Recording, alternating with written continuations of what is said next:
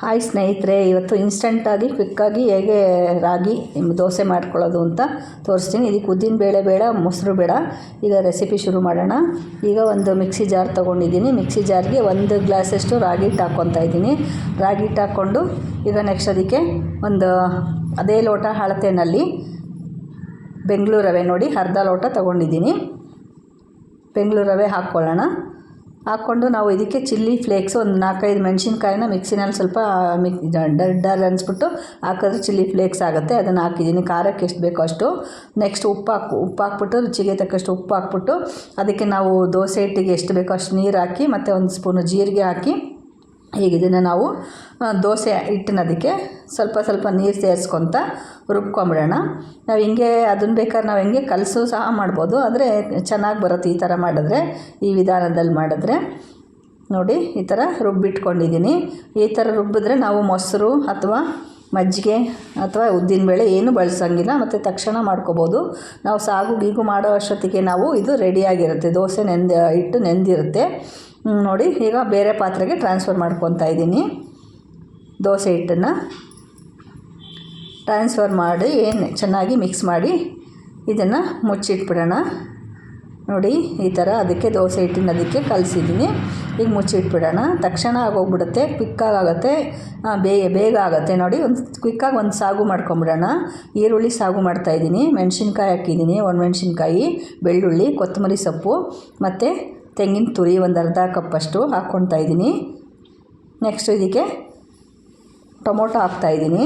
1-2 tomato ಹಾಕ್ಕೊತಾ ಇದ್ದೀನಿ. ಸಿಂಪಲಾಗಿ ಆಗುತ್ತೆ, 5 ನಿಮಿಷಕ್ಕಾಗುತ್ತೆ. ತುಂಬ ಟೇಸ್ಟಾಗಿರುತ್ತೆ. ಬೆರಳು ಚೀಪಷ್ಟು ಟೇಸ್ಟ್ ಇರುತ್ತೆ ಮಾತ್ರ. ಇದಕ್ಕೆ 1 ಸ್ಪೂನಷ್ಟು ಸೋಂಪು ಕಾಳು ಹಾಕ್ತಿದ್ದೀನಿ. ಮತ್ತು ಇದಕ್ಕೆ ಯಾವುದೇ ಗರಂ ಮಸಾಲ ಆಗಲಿ ಏನೇ ಆಗಲಿ ಯಾವುದು ಬಳಸಿಲ್ಲ. ಈಗ ಇದನ್ನು ರುಬ್ಕೊಂಬಿಡೋಣ. ನೋಡಿ ಈ ಥರ ಪೇಸ್ಟ್ ಆಗೋಯಿತು. ಈ ಥರ ಪೇಸ್ಟ್ ಮಾಡ್ಕೊಂಡು ಬಂದಮೇಲೆ ಈಗ ನಾವು ಒಂದು ಪಾತ್ರೆಯಲ್ಲಿ ಸ್ಟವ್ ಮೇಲೆ ಎಣ್ಣೆ ಹಾಕಿ ಒಗ್ಗರಣೆಗೆ ರೆಡಿ ಮಾಡ್ಕೊಳ್ಳೋಣ. ಈಗ 2-3 ಸ್ಪೂನಷ್ಟು ಆಯಿಲ್ ಹಾಕ್ತಾಯಿದ್ದೀನಿ ಮತ್ತು 1 ಸ್ಪೂನಷ್ಟು ಸಾಸಿವೆ ಹಾಕ್ತಾಯಿದ್ದೀನಿ. ಬೇಗ ಕ್ವಿಕ್ಕಾಗಿ ಆಗಿಬಿಡುತ್ತೆ. ಯಾವುದೇ ತರಕಾರಿ ಇಲ್ದಿದ್ದಾಗ ನಾವು ಈ ಥರ ಸಾಗು ಮಾಡಿಕೊಂಡ್ರೆ ತುಂಬ ಟೇಸ್ಟಾಗಿರುತ್ತೆ. ಮತ್ತು ಈರುಳ್ಳಿ ಹಾಕ್ತಾಯಿದ್ದೀನಿ, ಒಂದು ದಪ್ಪಗೆ ಹೆಚ್ಕೊಂಡಿರೋದು. ನಮ್ಗೆ ಎಷ್ಟು ಬೇಕೋ ಅಷ್ಟು ಈರುಳ್ಳಿ ಜಾಸ್ತಿ ಬೇಕು ಅನಿಸಿದ್ರೆ ಜಾಸ್ತಿ ಇಷ್ಟಪಡೋರು ಬೇಕಾದ್ರೆ ಜಾಸ್ತಿ ಹಾಕ್ಕೋಬೋದು, 1-2 ಹಾಕ್ಕೋಬೋದು. ನಾನು ಇಲ್ಲಿ ದೊಡ್ಡದು ಹಾಕಿದ್ದೀನಿ. 1-2 ದೊಡ್ಡ ಈರುಳ್ಳಿ ಹಾಕ್ಕೊಂಡು ಇದು ಚೆನ್ನಾಗಿ ಕೆಂಪಗಾಗಬೇಕು, ಅಲ್ಲಿವರೆಗೂ ಫ್ರೈ ಮಾಡ್ಕೋಬೇಕು. ಮತ್ತು ಸ್ವಲ್ಪ ಕರ್ಬೇವಿನ ಸೊಪ್ಪು ಹಾಕ್ತಾಯಿದ್ದೀನಿ. ಇದು ಚೆನ್ನಾಗಿ ಬಾಡಿಸ್ಕೊಳ್ಳೋಣ. ಚೆನ್ನಾಗಿ ಕೆಂಪಗಾಗಬೇಕು ಮಾತ್ರ, ಹಂಗೆ ಅರ್ಧಂಬರ್ಧ ಮಾಡ್ಕೋಬಾರ್ದು. ಚೆನ್ನಾಗಿ ಕೆಂಪಗಾಯಿತು ನೋಡಿ. ಈ ಥರ ಚೆನ್ನಾಗೆಲ್ಲ ಬೇಯಬೇಕದು. ಆಮೇಲೆ ನಾವು ರುಬ್ಬಿಟ್ಕೊಂಡಿರ್ತೀವಲ್ಲ ಮಿಕ್ಸಿ ಜಾರಲ್ಲಿ, ಆ ಮಸಾಲೆ ಹಾಕ್ಕೊಳ್ಳೋಣ. ತುಂಬ ಲೈಟಾಗಿ ಚೆನ್ನಾಗಿರೋದು ಮಾತ್ರ ಇದು ಸಾಗು. ಇದು ಬೇಕಾದ್ರೆ ನೀವು ಹಸಿಮೆಣ್ಸಿನ್ಕಾಯಿನೂ ಹಾಕ್ಕೋಬೋದು. ನಾನಿಲ್ಲಿ ಒಣಮೆಣ್ಸಿನ್ಕಾಯಿನೇ ಹಾಕ್ತಾಯಿದ್ದೀನಿ. ಕೆಲವರಿಗೆ ಗ್ಯಾಸ್ಟ್ರಿಕ್ ಆಗೋಲ್ಲಲ್ಲ ಅಂಥವ್ರಿಗೆ ಒಣಮೆಣ್ಸಿನ್ಕಾಯಿ ಹಾಕ್ಕೋಬೋದು. ನೀವು ಬೇಕಾದ್ರೆ ಹಸಿಮೆಣ್ಸಿನ್ಕಾಯಿನೂ ಬಳಸಿ. ನೋಡಿ ಕುದಿಯೋಕ್ಕೆ ಬಿಟ್ಬಿಡೋಣ. ಈಗ ಒಂದು ರುಚಿಗೆ ತಕ್ಕಷ್ಟು ಉಪ್ಪು ಹಾಕ್ಕೊಳ್ಳೋಣ. ಉಪ್ಪು ಹಾಕ್ಕೊಂಡು ಚೆನ್ನಾಗಿ ಮಿಕ್ಸ್ ಮಾಡೋಣ. ನಮ್ಗೆ ಗ್ರೇವಿ ಎಷ್ಟು ಬೇಕೋ ಅಷ್ಟು ಮಾಡ್ಕೊಳ್ಳೋಣ. ಚೆನ್ನಾಗಿ ಕುದ್ದ ನಂತರ ಈಗ ನಾವು ಮಿಕ್ಸಿ ಜಾರಲ್ಲಿ ಇಟ್ಟಿತ್ತಲ್ಲ ಅದನ್ನು ಸ್ವಲ್ಪ ನೀರು ಸೇರಿಸಿ ನಮ್ಮದು ಗ್ರೇವಿ ಅದಕ್ಕೆ ಸಾಗು ಅದಕ್ಕೆ ಮಾಡ್ಕೊಳ್ಳೋಣ. ಇದು ದೋಸೆಗೆ, ಇಡ್ಲಿಗೆ, ಚಪಾತಿಗೆ ಎಲ್ಲದಕ್ಕೂ ತುಂಬ ಸೂಪರಾಗಿರುತ್ತೆ. ನಾವು ತರಕಾರಿ ಏನೂ ಇಲ್ಲ ಅಂತಂದಾಗ ನಾವು ತಕ್ಷಣ ಕ್ವಿಕ್ಕಾಗಿ ಮಾಡ್ಕೋಬೇಕು ಅಂತಂದರೆ ಈ ಸಾಗು ಮಾಡ್ಬೋದು. ತುಂಬ ಟೇಸ್ಟಾಗಿರುತ್ತೆ ಮಾತ್ರ. ಈರುಳ್ಳಿ ಸಾಗು ಇದು ಖಂಡಿತ ಟ್ರೈ ಮಾಡಿ ಒಂದ್ಸಲ. ಈಗ ನೋಡಿ ಕೊತ್ತಂಬರಿ ಸೊಪ್ಪು ಹಾಕ್ತಾಯಿದ್ದೀನಿ ಮೇಲ್ಗಡೆ. ವಿಡಿಯೋ ಫಸ್ಟ್ ಟೈಮ್ ಯಾರು ನೋಡ್ತಿದ್ದೀರೋ ಅವ್ರು ಸಬ್ಸ್ಕ್ರೈಬ್ ಮಾಡೋದನ್ನು ಮರಿಬೇಡಿ. ವಿಡಿಯೋ ಕಡೆವರೆಗೂ ನೋಡಿ. ಸಾಗುನ ಸರ್ವ್ ಮಾಡ್ತಾಯಿದ್ದೀನಿ. ಈರುಳ್ಳಿ ಸಾಗು ನೋಡಿ ಎಷ್ಟು ಚೆನ್ನಾಗಿ ಬಂದಿದೆ. ಕಲರ್ ಆಗಲಿ ಟೆಕ್ಸ್ಚರ್ ಆಗಲಿ ಎಲ್ಲ ತುಂಬ ಚೆನ್ನಾಗಿ ಬಂದಿದೆ ಮಾತ್ರ, ಸೂಪರಾಗಿದೆ ಮಾತ್ರ. ನೋಡಿ ಈ ಥರ ಸರ್ವ್ ಮಾಡಿದ್ದೀನಿ. ಈಗ ದೋಸೆ ಹಿಟ್ಟು ಏನಾಗಿದೆ ಅಂತ ನೋಡೋಣ. ರೆಡಿ ಮಾಡ್ಕೊಂಡಿರೋದು ಈಗೆಲ್ಲ ಚೆನ್ನಾಗಿ ನೆಂದಿದೆ. ಸಾಗು ಆಗೋಷ್ಟೊತ್ತಿಗೆ ನಮ್ಮದು ಇನ್ಸ್ಟಂಟು ರಾಗಿ ದೋಸೆ ಹಿಟ್ಟು ರೆಡಿ ಆಯಿತು. ಈಗ ಹಂಚು ಕಾಯಕ್ಕೆ ಇಟ್ಟಿದ್ದೀನಿ. ಅದರ ಮೇಲೆ ಒಂದು ಸ್ವಲ್ಪ ಎಣ್ಣೆ ಹಾಕ್ಕೊಂಡು ಫಸ್ಟು ಒದ್ದೆ ಬಟ್ಟೆಯಲ್ಲಿ ಎಲ್ಲ ಕ್ಲೀನಾಗಿ ಒರೆಸ್ಕೊಳ್ಳೋಣ ನೀರು ಹಾಕ್ಬಿಟ್ಟು. ಬೇಕಾದ್ರೆ ನಾವು ಈ ದೋಸೆನ 2 ಬದಿಲೂ ಬೇಯಿಸ್ಕೋಬೋದು. ಅದು ಈ ಥರ ಮಾಡಿದ್ರೆ ತುಂಬ ಚೆನ್ನಾಗಿರುತ್ತೆ.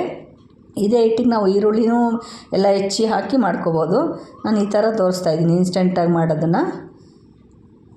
ನೋಡಿ ಸುತ್ತ ಎಣ್ಣೆ ಹಾಕ್ಬಿಟ್ಟು ಸ್ವಲ್ಪ ಮುಚ್ಚಬೇಕು ಮಾತ್ರ ರಾಗಿ ದೋಸೆಗೆ, ಇಲ್ಲಾಂದರೆ ಮೇಲೆಲ್ಲ ಬೆಳ್ಳು ಕಾಣುತ್ತೆ. ಮುಚ್ಚಿ ಬೇಯಿಸಬೇಕು. 1 ಬದಿಲು ಬೇಯಿಸಾಗಲಿ 2 ಬದಿಲು ಬೇಯಿಸಿದ್ರಾಗಲಿ ಮುಚ್ಚಬೇಕು. ಹಿಂಗೆ ನೋಡಿ ಈ ಥರ ಮುಚ್ಚಿ ನಂತರ 1-2 ನಿಮಿಷ ಬಿಟ್ಟು ತೆಗಿಯೋಣ. ನೋಡಿ ಎಷ್ಟು ಚೆನ್ನಾಗಿ ಬೆಂದಿದೆ ರಾಗಿ ದೋಸೆ. ಸೂಪರಾಗಿ ಆಯಿತು. ಒಂದು ಕಡೆ ಬೇಕಾದ್ರೆ ಬೇಯಿಸ್ಕೊಬೋದು. ರೋಸ್ಟ್ ಆಗಿರಬೇಕು ಅನ್ನೋರು ಒಂದು ಬದಿಗೆ ಮಾತ್ರ ಬೇಯಿಸ್ಕೊಳ್ಳಿ. ಸಾಫ್ಟಾಗಿರಬೇಕು ಅಂದರೆ ಬೇಕಾದ್ರೆ ಎರಡು ಬದಿಗೂ ಬೇಯಿಸ್ಕೊಬೋದು. ನೋಡಿ ಈ ಥರ ಸಖತ್ತಾಗಿ ಬಂತು ರಾಗಿ ದೋಸೆ. ತುಂಬ ಆರೋಗ್ಯಕರವಾದ ರಾಗಿ ದೋಸೆ. ಡಯಾಬಿಟಿಸ್ ಇರೋರಿಗಂತೂ ಸೂಕ್ತ ಇದು. ನೋಡಿ ತಕ್ಷಣ ಮಾಡ್ಕೊಬೋದು ಇನ್ಸ್ಟೆಂಟಾಗಿ. ನಾವು ನೆನೆಸಂಗಿಲ್ಲ ಮತ್ತು ಮಜ್ಜಿಗೆ ಬಳಸಂಗಿಲ್ಲ, ಉದ್ದಿನಬೇಳೆ ಮಾಡಿ ಹಾಕೋಂಗಿಲ್ಲ. ಆ ಥರ ಇದನ್ನು ತಕ್ಷಣ ಇನ್ಸ್ಟೆಂಟಾಗಿ ಮಾಡ್ಕೊಬೋದು ರಾಗಿ ದೋಸೆನ.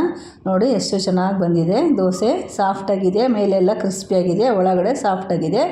ನೋಡಿ ಚಿಲ್ಲಿ ಫ್ಲೇಕ್ಸ್ ಹಾಕಿರ್ತೀವಲ್ಲ ಅದು ಇನ್ನೂ ತುಂಬ ಚೆನ್ನಾಗಿರುತ್ತೆ. ಬರೀ ಹಂಗೆ ತಿನ್ನೋಕ್ಕೂ ಚೆನ್ನಾಗಿರುತ್ತೆ. ಈಗ ಸರ್ವ್ ಮಾಡ್ತೀನಿ ನಾನು. ಪ್ಲೇಟಿಗೆ ಹಾಕಿ ಸಾಗು ಹಾಕಿ ರಾಗಿ ದೋಸೆನ ಸರ್ವ್ ಮಾಡ್ತಾಯಿದ್ದೀನಿ. ನೋಡಿ ಈ ವಿಡಿಯೋ ಇಷ್ಟ ಆಯಿತು ಅಂತಂದರೆ ಖಂಡಿತ ಲೈಕ್ ಮಾಡೋದನ್ನ ಮರಿಬೇಡಿ. ನೆಕ್ಸ್ಟ್ ರೆಸಿಪಿಗೆ ನಾವು ಸಿಗೋಣ. ನೋಡಿ ಎಷ್ಟು ಚೆನ್ನಾಗಿ ಬಂದಿದೆ. ಚಿಲ್ಲಿ ಫ್ಲೇಕ್ಸ್ ಅಂತೂ ಕಾಣ್ತಾಯಿದೆ, ಎಷ್ಟು ಚೆನ್ನಾಗಿ ಕಾಣ್ತಾಯಿದೆ. ಮತ್ತು ಹಾಗೆ ತಿನ್ಬೋದು. ಸಾಗು ಅಂತೂ ಸೂಪರಾಗಿದೆ ಕಾಂಬಿನೇಷನು. ರಾಗಿ ಇನ್ಸ್ಟೆಂಟ್ ದೋಸೆ ಈ ರೆಸಿಪಿ ನಿಮಗೆ ಹೇಗೆ ಅನ್ನಿಸ್ತು, ಸಾಗು ಹೇಗೆ ಅನ್ನಿಸ್ತು ಖಂಡಿತ ಟ್ರೈ ಮಾಡಿ, ಕಮೆಂಟ್ ಮಾಡಿ ಮತ್ತು ಶೇರ್ ಮಾಡಿ. ನೆಕ್ಸ್ಟ್ ವಿಡಿಯೋಗೆ ಖಂಡಿತ ಸಿಗೋಣ. ಈ ವಿಡಿಯೋ ಟ್ರೈ ಮಾಡ್ತೀರಾ ಅಂತ ಅಂದ್ಕೊಂಡಿದ್ದೀನಿ. ಇಷ್ಟ ಆಯಿತು ಅಂತ ಅಂದ್ಕೊಂಡಿದ್ದೀನಿ. Okay, thank you, take care, bye bye.